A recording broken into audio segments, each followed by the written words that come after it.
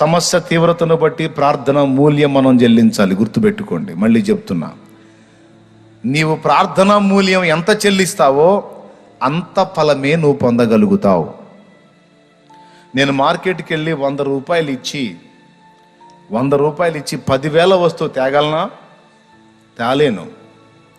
10,000 వస్తువు తేవాలి అంటే 10,000 చెల్లించాల్సిందే. 100 రూపాయలు ఇచ్చి 1,00,000 రూపాయల వస్తువు పొందగలనా? 100 రూపాయలు ఇచ్చి 10 లక్షల వస్తువు పొందగలనా? నో. ఎంత మూల్యం చెల్లిస్తానో అంత వస్తువే పొందగలుగుతాను అన్నట్లు మనం ప్రార్థనా మూల్యం ఎంత చెల్లిస్తామో దేవుని దగ్గర నుండి గొప్ప విజయాలు అలాగనే పొందగలుగుతాం. Praise the lord. కొంతమంది గొప్ప పరిచర్య చేశారు, గొప్ప సేవ చేశారు, గొప్పగా అనేకుల చేత ప్రశంసింపబడ్డారు, అది ఇదని భక్తులను చూసి ఏదేదో అనుకుంటారు. నేను కూడా అలా చేయాలి, నేను కూడా ఆ స్థాయికి రావాలి, నేను కూడా అలా కావాలని చాలామంది ఉవ్విళ్ళూరుతూ ఉంటారు. నేను చెప్తున్నాను, ఒక భక్తుడు ఒక ఉన్నతమైన అంతస్తుకి వెళ్ళి అనేక మంది చేత ప్రశంస పొందాడు అంటే అతడు దానికి తగిన మూల్యం ఖచ్చితంగా చెల్లించుంటాడు. మూల్యం అంటే తెలుసా? వెల. దానికి తగిన పైకం చెల్లించుంటాడు. గొప్ప సేవ జరిగిందంటే దానికి తగిన ప్రార్థనా మూల్యం అతడు చెల్లించి ఉండాలి. దేవుని దగ్గర నుండి గొప్పగా శరీరపరంగా ఆత్మపరంగా దీవించబడ్డారు ఒకరు అంటే దానికి తగ్గ ప్రార్థనా మూల్యం చెల్లింది కాబట్టే జవాబు పొందగలిగారు.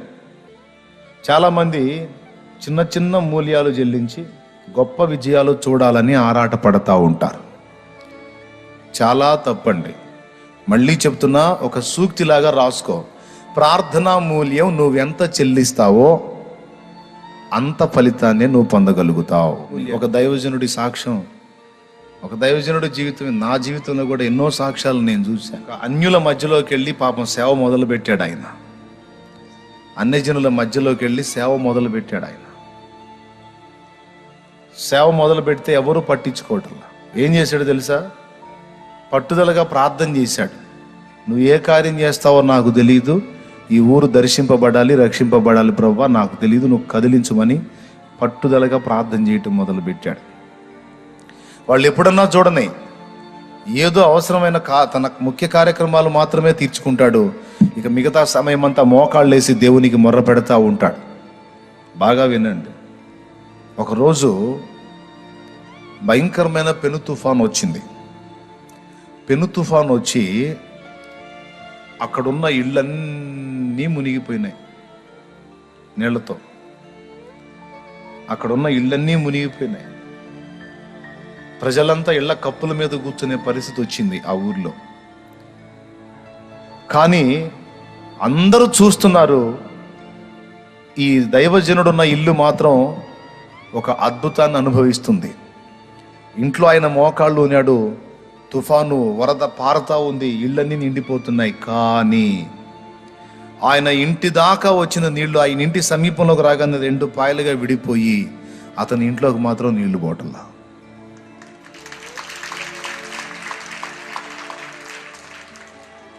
తమ్ముడు, సేవ అంటే ఏంది తమ్ముడు?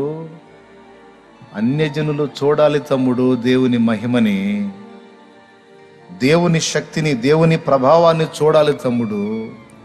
మనం ఏదేదో ఆలోచనలు చేసుకొని 4 మాటలు నేర్చుకొని 4 మాటలు చెబితే ఆత్మల రక్షణలోకి వస్తారన్నది కళ్ళ తమ్ముడు.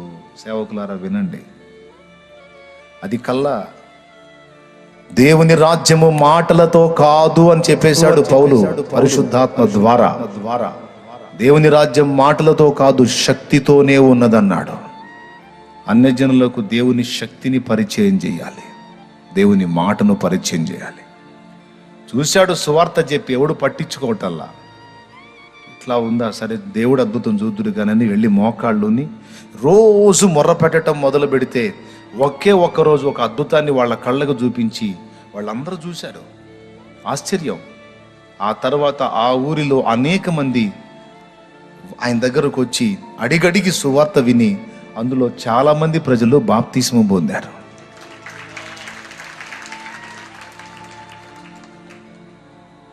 మనం ఏదో మనుష్య సంబంధంగా ఆలోచనలు చేస్తే ఊళ్ళూళ్ళు ప్రభావితం కావు. ఒరిజినల్గా దేవుని శక్తిని లోకానికి రుచి చూపించగలిగిన నాడే గొప్ప ఉజ్జీవాన్ని చూడగలుగుతాం. అసిసి వాసియకు ఫ్రాన్సిస్ అనేటువంటి దైవజనుడి పుస్తకం మీకు స్టాల్లో దొరికిద్ది, తెచ్చుకొని చదవండి. సాధు సుందర్ సింగ్ అనే దైవజనుడి పుస్తకం స్టాల్లో దొరుకుతుంది, తెచ్చుకొని చదవండి. భక్తుల చరిత్రలో చదవండి. సహోదరులు భక్త సింగ్ గారు సాక్ష్యం దొరుకుతుంది, తెచ్చుకొని చదవండి. ఏమండి, మామూలు విషయం కాదు. ప్రార్థన ప్రార్థన ప్రార్థన ప్రార్థన ప్రార్థన. మొండోళ్ళు మనలాగా ఇప్పుడు మనం ఎన్నో ఆకర్షణలలో టైం పాస్ చేస్తున్నాం, ఎన్నో చూసుకుంటూ టైంను గడిపేసుకుంటా ఉన్నాం. ప్రార్థన అంటే ఏ అరగంటో గంటో అరా కొరా చేస్తున్నాం. మనం అంత ప్రార్థన మూల్యం చెల్లించట్లా. ఇప్పుడు మనకి ఈ శోధనలు ఎక్కువ, ఆకర్షణలు ఎక్కువ. ఆనాడు వాళ్ళకి తగ్గ వాళ్ళకు ఉన్నాయి, కానీ వేటిని పట్టించుకోలా. వాళ్ళు ఒక్కటి గుర్తించారు, ఏది సాధించాలన్నా అది నా చేత కాదు, కానీ నేను మోకాళ్ళుని దేవుని కదిలించగలిగితే దేవుడు నా కొరకు ఏదైనా సాధించగలడు. ఒక బలవంతుడైన స్నేహితుడు నాకున్నాడు. నేను మోకాళ్ళుని ఆయనకి ఫోన్ చేస్తే చాలు, నా కార్యాలన్నీ ఆయన చక్కబెడతాడు. కాబట్టి నేను ఆయనను కదిలిస్తూ ఉంటాను, ఆయనతో టచ్లో ఉంటానని గుర్తుబట్టి వేరే వేరే వ్యాపకాలతో టైం వేస్ట్ చేయకుండా వారి సమయం అంతా కూడా ఎక్కువ శాతం వారు ప్రార్థనా మూల్యం చెల్లించారు. గనుకనే వారు వెళ్ళిపోయిన వారి సాక్ష్యం ఇంకా సజీవంగానే ఉంది. వారు మృతి నొందియు మనతో మాట్లాడుచున్నారు. దేవునికి స్తోత్రం చెప్పగట్టిగా. వారు మృతి నొందియు మనతో మాట్లాడుతున్నారు. ఫ్రాన్సిస్ గారు ఒక ఊరు వెళ్తాడండి. సాయంత్రం 6 గంటలు అవుతుంది. ఒక్క పురుగుండరు ఊళ్ళో, ఒక్కరుండరు ఊళ్ళో. అందరూ గృహాల్లోకి వెళ్ళి తలుపులు వేసుకొని కిటికీల్లో గుండా చూస్తుంటారు. ఇదేందిరా, కనీసం అడిగితే నీళ్ళు ఇచ్చే దిక్కు కూడా లేదు. ఊరేమో ఇంత ఊరుంది, ఒకడు కూడా లేడు, ఏమిటి అని ఆయన పాపం బజార్ వీధి తిరుగుతాడు. ఎవ్వరు పిల్ల తిరగరు. అందరు లోపలికి వెళ్ళి గళ్ళు పెట్టుకొని కిటికీల్లో గుండా చూస్తుంటారు. ఈయన రోడ్డు మీద తిరుగుతూ ఉంటే ఈయనకెళ్ళి దయనీయంగా చూసి పో పో పో వెళ్ళిపో అంటుంటారు, కేకలేస్తుంటారు, వెళ్ళిపో అని. ఆయన ఆశ్చర్యంగా చూస్తాడు, ఏంటి వీళ్ళు ఇళ్ళలోకి వెళ్ళి తలుపులు వేసుకున్నారు, ఎవడు రోడ్డు మీద తిరగట్లేదు, వెళ్ళిపో అని కేకలేస్తారు. అసలు ఏం జరిగింది ఏంది అనేది ఆయనకు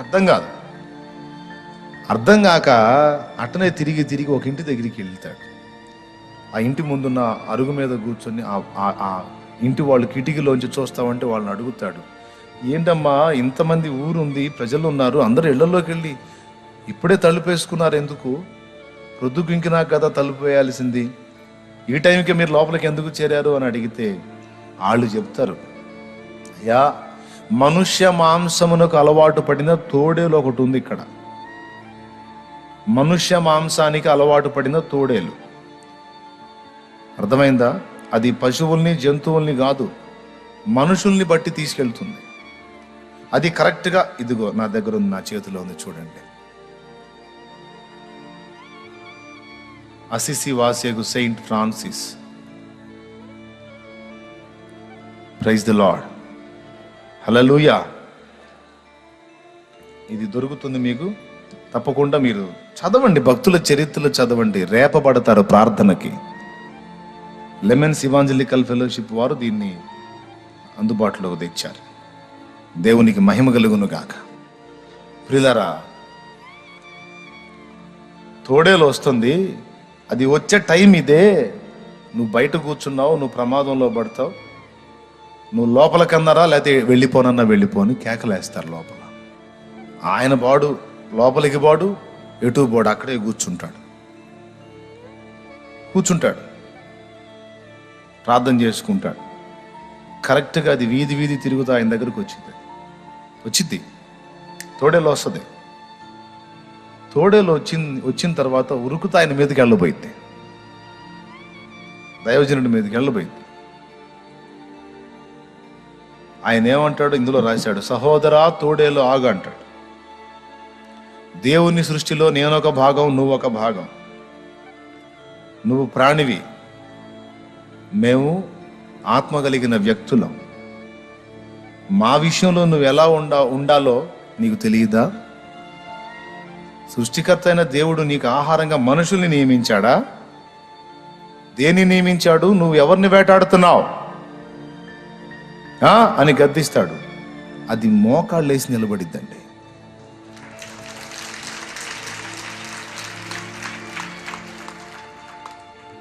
కహానీ కాదు, కట్టుకథ కాదు, చరిత్ర.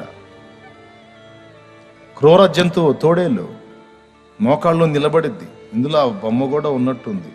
ఇదిగో అదిగో ఆ బొమ్మ కూడా ఉంది. నా చేతిలో ఉన్న బుక్ చూపిస్తాడు చూడండి, అందులో ఇది కూడా ప్రింట్ వేసాడు. గద్దిస్తాడు దాన్ని. ఏం చేస్తున్నావు నువ్వు? దేవుడు నీకు ఈ పనే చెప్పాడా? ఇలా చేయమని చెప్పాడా అని గద్దిస్తాడు. అట్లా మౌనంగా అయిపోతాడు. అప్పుడు చెప్తాడు, ఆ ఇంటి వాళ్ళకు చెప్తాడు, ఇది రోజు వస్తుంది, కొంత ఆహారం సిద్ధపరిచి దానికి పెట్టేసేయండి, తిని వెళ్ళిపోయి. ఇంకా ఏ మనుషుని ప్రాణం కూడా నువ్వు తీయటానికి వెళ్ళలేదు, జాగ్రత్త అని చెప్పి గద్దిస్తే వెళ్ళిపోయింది. ఆయన మాట్లాడినంతసేపు అలాగే మోకాళ్ళ మీద ఉండి ఉంటుంది. ముగించి రోజు ఈ టయానికి రా, ఆహారం సిద్ధపరుస్తారు, ఫలానా దగ్గర పెడతారు, తిను, వెళ్ళిపో, ఏ మనుషుని కూడా ముట్టవద్దు, యేసు నామములో నీకు ఆజ్ఞాపిస్తున్నాను పో అంటాడు. వెళ్ళిపోయింది. అప్పుడు వస్తారు జనం బిరబిర. తోడేళ్ళు చుట్టానికి కాదు, తోడేళ్ళని కూర్చోబెట్టి మాట్లాడి పంపించాడు. ఈయనెవర్రా బాబు అని చూడటానికి వస్తారు. వచ్చి ఎవరినైనా నువ్వంటే అప్పుడు దాన్ని ఆధారం చేసుకొని సువార్త చెప్పి అక్కడ ఆత్మని రక్షిస్తాడు ఆయన. రేపబడాలంటే దేవుని కార్యాలు భక్తుల జీవితాల్లో జరిగిన ఏదో కహానీలు కాదు, నిజంగా జరిగినాయి. ఆయన పక్షపాతి కాడు. అంత స్పష్టమైన కార్యాలు వారి జీవితంలో చూడటానికి, వాళ్ళు చేయడానికి ఏదో ఆలాటోలాగా కాదు, అంత ప్రార్థనా మూల్యం వారు చెల్లించారు. ఆయనకు ఒక శిష్యుడు ఉండేవాడు. ఆయన పక్కనే పండుకునేవాడు. మధ్యరాత్రి లేచి చూస్తే నేను ఉంటల్లా, పక్కన దైవజనుడు ఉంటల్లా, ఫ్రాన్సిస్ గారు. ఎక్కడికి పోతున్నాడా అని అదంతా వెతుకుతున్నాడు, ఏడా కనపట్లా. ఇట్లా కాదని ఒకరోజు దైవజనుడు పండుకున్న తర్వాత ఆయన కాలుకి ఇతని కాలుకి ఒక సన్నని దారం లాంటిది కట్టాడు. ఒకవేళ ఆయన లేచి వెళ్ళేటప్పుడు వెళ్ళడానికి ప్రయత్నిస్తే నా కాలు కదిలిద్ది, అప్పుడు నేను కూడా లేవచ్చు. మెల్లగా ఆయన ఫాలో అయ్యి ఆయన ఎక్కడికి వెళ్ళాడో తెలుసుకోవచ్చు అని త్రాడు లాంటిది ఒక దాన్ని సన్నని దాన్ని కట్టాడు. అటు పండుకున్నాడు. ఆయన చక్కగా లేచి ఆ తాడు ఓడ తీసుకొని ప్రశాంతంగా తన దారిని తను వెళ్ళాడు. అయితే ఆ తాడు ఓడ తీసినప్పుడు కాలు కదిలి అతనికి మెలకు వచ్చింది. ఆయన వెళ్ళిన కాసేపటికి ఇతను లేచి ఆ వెళ్ళిన మార్గంలోనే ఆయన్ని ఫాలో అవుతూ వెళ్ళాడు. ఆయన ఎక్కడికి వెళ్ళి కూర్చున్నాడో అనే దాన్ని చేరుకోవడానికి ఈయనకి ఒక 5-10 నిమిషాల గ్యాప్ వచ్చింది. ఈ గ్యాప్లో ఆయన వెళ్ళి కూర్చున్నాడు ఒక ప్రదేశంలో.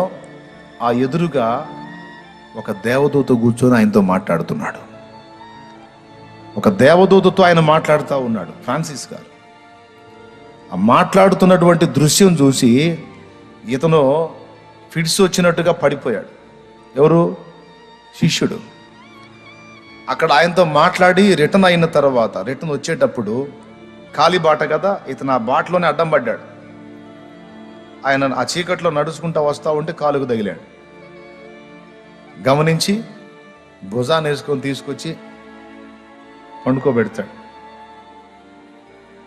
తర్వాత అతనికి తెలివచ్చి లెగుస్తాడు. లేచిన తర్వాత చెప్తాడు, ఎవ్వరికి చెప్పొద్దు ఈ సంగతి అని. అదే ఇప్పుడైతేనా, అమ్మ బాబోయ్ మామూలుగా ఉంటుందా? లైవ్ హీరో దేవునికి స్తోత్రం కలుగును కాక. మన లైవ్ మామూలుగా ఉంటుందా? ఎవరితో చెప్పొద్దు, చెబితే నన్ను దేవుణ్ణి చేస్తారు, చెప్పొద్దు. ప్రభు దగ్గర నుండి సమాచారం ఎప్పటికప్పుడు పొందుకొని ఏ రోజు ఏ కార్యం చేయాలో యేసయ్య ఎలాగైతే తండ్రి యొద్ద పొందుకున్నాడో నేను దూత ద్వారా తెలుసుకొని సంచరిస్తా ఉన్నాను గనుక నువ్వు చెప్పవద్దు, ఎవరితో పంచుకోవద్దు. అది అంత సమీపంగా దేవునికి వాళ్ళు వెళ్ళగలిగారంటే అది ఒట్టిగా అయింది కాదు. అంత ప్రార్థనా మూల్యం, దేవుని కొరకు అంత ఆశ, ఆకలి, దేవుని పని కొరకు అంత భారం, ఆ ప్రజల్ని రక్షించాలి, నశించిపోతున్న ఆత్మల్ని కాపాడాలన్న తృష్ణ. కాబట్టి మనం త్యాగం లేకుండా, మూల్యం చెల్లించకుండా గొప్ప గొప్ప అద్భుతాలు చూడాలని ఆశపడటం 100 రూపాయలు తీసుకెళ్ళి 1,00,000 రూపాయలు వస్తువును ఆశించినట్టే. కొంతమంది నా దగ్గరికి వచ్చి అంటారు, అన్నో పెద్ద పని ఏర్పాటు చేశా కానీ కాస్త గట్టిగా చేయి, ప్రార్థన చేయి అంటారు. ఎవరిని? నన్ను. అంటే అందులో ఏదన్నా లైన్ కుదిరితే నీకు కూడా లైన్ చేద్దాంలే కానీ కమిషన్ అనమాట. నేను ఇంకా అబ్బా ప్రభా ఆయనకేదో పెద్దది రాబోతుందంట, నాకు కూడా కొంచెం కనిపెడతాను అన్నాడు ప్రభా ఆయనకి నేను మొత్తుకోవాలని నాకు చెప్తాడు. ఇక ఆయన తిరుగుతాడు ఫ్రీగా. తప్పు నేను చేయనుగా, నేను పొరపాటును కూడా ప్రేమగా చెప్తా. నీకు కూడా చూద్దాంలే కానీ అని నాకు చెబుతున్నావు. నాకు చూసినా చూడకపోయినా నీకు ముందు పని కావాలంటే నువ్వు మొత్తుకో బాబు, మోకాళ్ళు లేసి అని చెబుతా. నువ్వు చెయ్యి, నేను కూడా చేస్తా. నాకు ఇవ్వటం సంగతి తర్వాత నీ కుటుంబము క్షేమం పొందినట్లు దేవుడు నీకు ఇస్తాడు. కానీ నువ్వు దేవుని దగ్గరికి వెళ్ళి మోకాళ్ళుని చెల్లించాల్సిన మూల్యం, ప్రార్థన మూల్యం చెల్లించో. ఈ విధంగా ఎన్నో సంగతులు, కొన్ని మొండి సమస్యలు, మొండి దయ్యాలు, మొండి శోధనలు పరిష్కారం కావాలంటే త్యాగముతో కూడిన ప్రార్థన, ఉపవాస ప్రార్థన, జాగరణతో కూడిన ప్రార్థన మనం చేయగలిగినప్పుడు దాని తీవ్రత ఏంటో మనకి తర్వాత అర్థమవుతుంది, దాని ప్రభావం ఎంత ఉంటుందో. Praise the lord. టోటల్గా ఒకటి అర్థమైంది మనకి, మనం చెల్లించే ప్రార్థన మూల్యాన్ని బట్టి గొప్ప కార్యాలు సాధించగలం. ఇప్పుడు మీకు ఒక డౌట్ రావచ్చు, మరి ఎంతసేపు చెబుతున్నా కదా, మరి యేసయ్య చచ్చిపోయిన లాజరును లేపేటప్పుడు ఎంత ప్రార్థన చేశాడు? ఎంత ప్రార్థన చేశాడు? తండ్రి, నా మనవులు నీవు వినుచున్నందున నీకు కృతజ్ఞతాస్తుతులు చెల్లించుచున్నాను. నువ్వు ఎప్పుడు నా మనవులు వినుచున్నావు. ఇదిగో నీవు నన్ను పంపితవని ప్రజలు ఎరుగునట్లు ఈ కార్యమును జరిగించు అని ఏదో 2 ముక్కలు ప్రార్థన చేసి లాజరు బయటకు రా అనగానే వచ్చేసాడు లాజరు. ఆయనే సుదీర్ఘ ప్రార్థన చేయలేదే, నువ్వు చెప్పినట్టు ఇంత ప్రార్థన చేయలేదే అనే డౌట్ మీకు వచ్చే అవకాశం ఉంది. దానికి కూడా సమాధానం చెప్తా. ఏంటంటే, లాజరు దగ్గరకు వచ్చి చేసిన ప్రార్థన ఒక నిండా నిమిషం కూడా లేదు, సెకండ్స్ ప్రార్థనే. కానీ అక్కడ ఆ కార్యం జరగటానికి ఆయన రాత్రంతా తండ్రితో గడిపాడు. అది మర్చిపోవద్దు మనం. ఆయన సాయంత్రం అయ్యేటప్పటికి ఎక్కడికి వెళ్తాడని రాస్తుంది? ప్రార్థించుటకు ఒలీవల కొండకు వెళ్ళి రాత్రంతయు ప్రార్థించుటలో గడిపెను. ఓకే, భూమి మీద తండ్రి తన కార్యములో నెరవేర్చున్నట్లు, పరిశుద్ధాత్మ శక్తి కార్యములో జరిగించున్నట్లు ఆయన రాత్రంతా మోకాళ్ళుని ప్రార్థన చేశాడు. ఏలియా కూడా ఎన్ని కార్యాలు సాధించాడో అన్ని కార్యాల కోసం ఏలియా ప్రార్థన ప్రార్థన ప్రార్థన చేశాడు. కాబట్టి యేసయ్య అయినా, ఏలియా అయినా, ఎలీషా అయినా, పౌలైనా, పేతురైనా, ఫ్రాన్సిస్ గారైనా, భక్త సింగ్ గారైనా, సాధు సుందర్ సింగ్ గారైనా, ఇందాక చెప్పినటువంటి దైవజనుడు ఎవరైనా ప్రార్థనలో పెనుగులాడారు. అందులో ఉన్న శక్తి ఏంటో గుర్తుపట్టారు, త్యాగముతో ప్రార్థన చేశారు.